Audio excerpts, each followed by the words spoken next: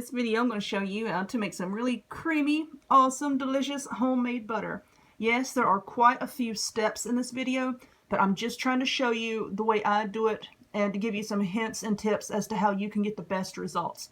So please feel free to use a food processor, a hand mixer, a blender, anything. But my little boys wanted to help me make this, so I'm putting mine into a bowl with a lid so that we can shake it.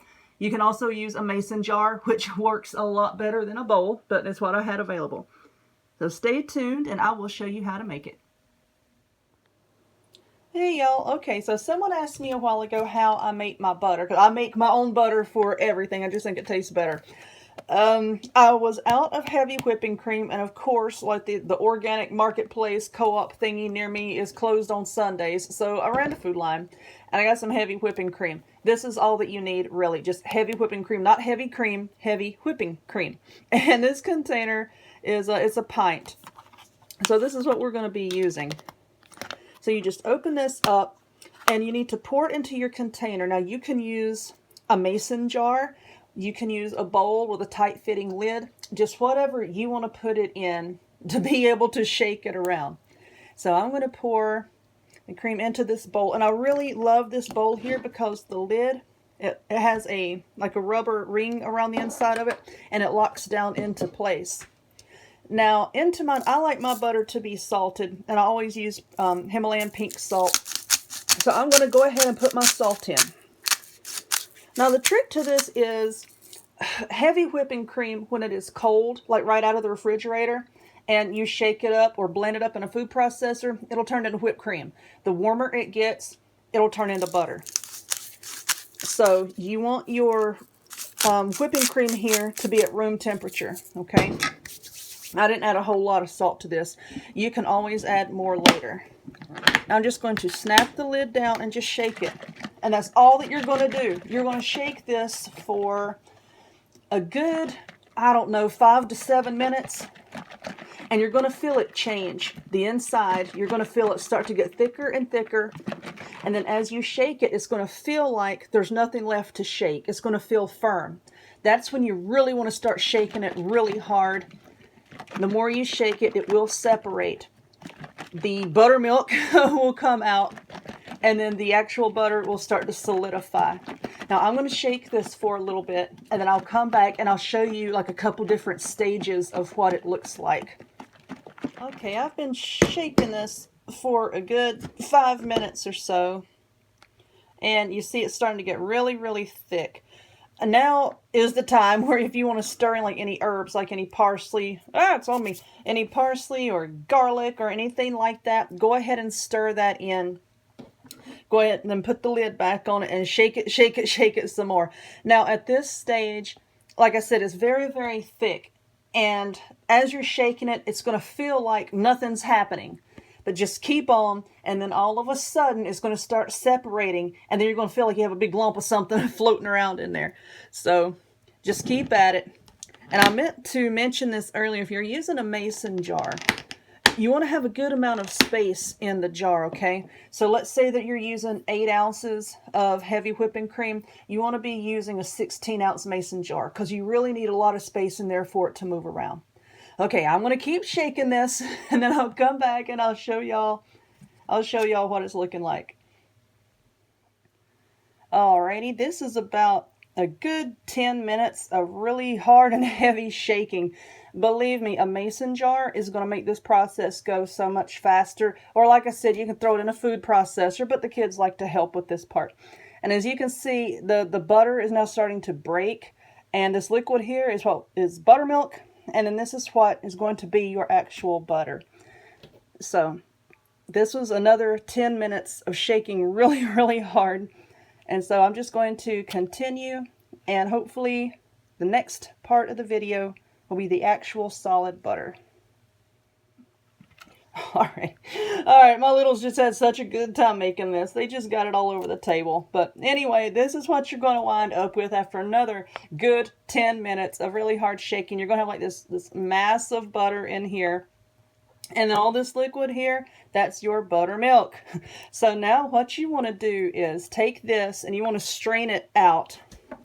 And I'm going to put my strainer here. And yes, this strainer is messy because this is the second time that I have filmed this part because there was a butter flinging disaster a while ago.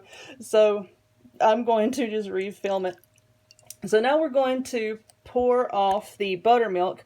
And you can set that to the side, put it in a mason jar, store it in the refrigerator, and use it for baking, cooking, whatever. It will keep for about a week in the refrigerator. And I make such a really awesome buttermilk fudge cake, and I use my homemade buttermilk in it.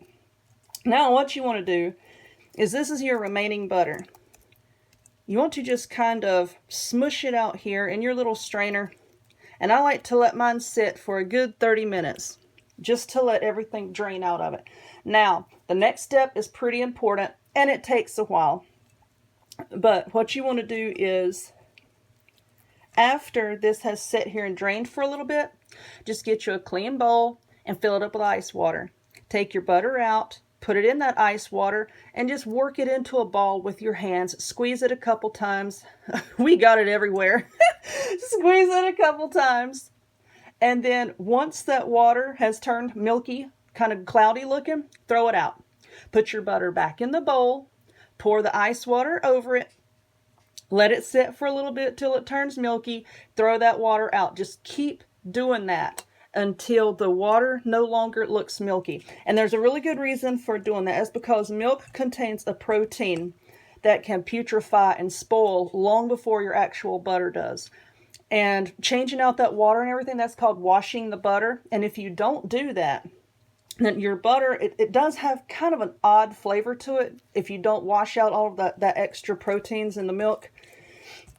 And it's not going to keep as long, and it's not going to look as good either. I think that washed butter actually looks so much better than butter that has not been washed. So all I'm doing here is I'm just working it a little bit just to try to press out the extra buttermilk. You can see it's still draining there. But yeah, so I'm gonna let this sit here, and then I will get some cold water, and I'll show you what I mean by washing your butter. Okay, I'm just going to scoop all this into a lump and just lower it down into my water here. And you see how the water's kind of getting cloudy? Clean hands, please. Clean hands. Then I just kind of just gently work it, just continuously squishing it into a ball, just over and over on itself. I mean, you don't want to be, oh God, that water's cold. You don't want to be too vigorous with this, or your butter's going to start to break apart and you're going to smear it all over your hands. But just gently work it back and forth like this. You see how the water is turning cloudy. You're just working out all of that excess buttermilk and proteins out of the butter.